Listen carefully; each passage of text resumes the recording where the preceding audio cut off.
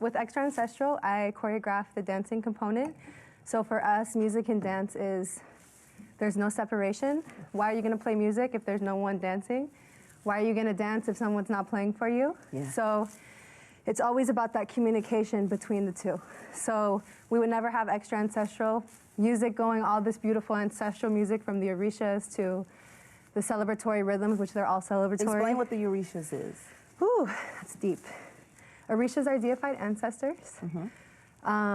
They came into this world to help us, to help our experience as human beings. They exist in the air, in the water, in the land, in fire, in all the elements of nature.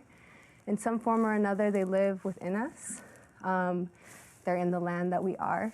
So when we study the orishas, they help to teach us lessons about how to grow as human beings. You cultivate an ancestral practice.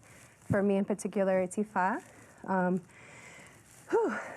last one. Okay, take your time.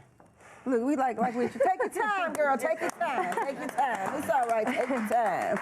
In Brazil, I was exposed to a lot of the candomblé tradition, which is the Orisha tradition. In Cuba, it's called Lukumi. Coming from West Africa, from Nigeria, it's called Ifa. So what is this that you speak of?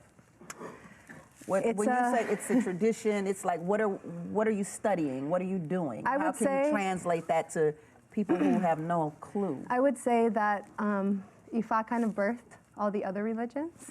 So really the first. So it's a religion? Yes. Ah, yes. Okay. I didn't know, girl, I thought it was a dance, you know, like, I thought it was like the Millie But anything that comes, you know, like most things that come from Africa or an African diaspora coming to Brazil, Colombia, Venezuela, all these other places, you're never going to have spiritual practices without music and without dance. That's true. You need these elements to invoke and to perform the rituals. What is it that dance does for us? Because what you guys do is a healing, it's a healing technique. Definitely. So what is it that dance does for us? Because honestly, you cannot dance and be sad. No. It's almost impossible, right?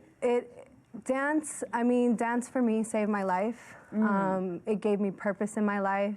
It brought my ancestors closer to me. I can't speak to what dance does to every person, but I know that when we dance with an intention, so example, maybe we're gonna dance for Oshun, the sweet waters. Maybe we're going to talk about love around that idea, that intention, about compassion.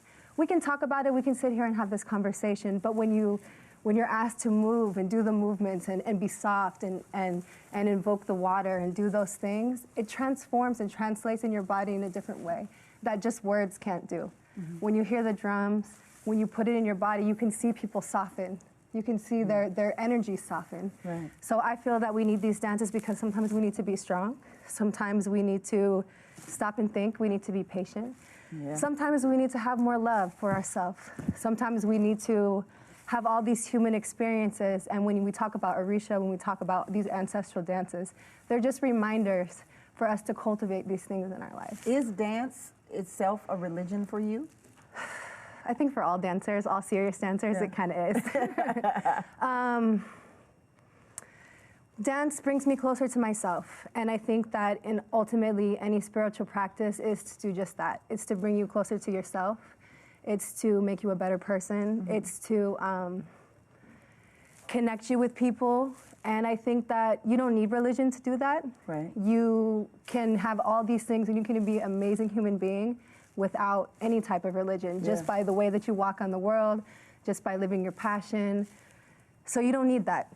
But sometimes it's beautiful to have guidelines and things that inspire us to be better and to go deeper and know more, to cultivate a practice.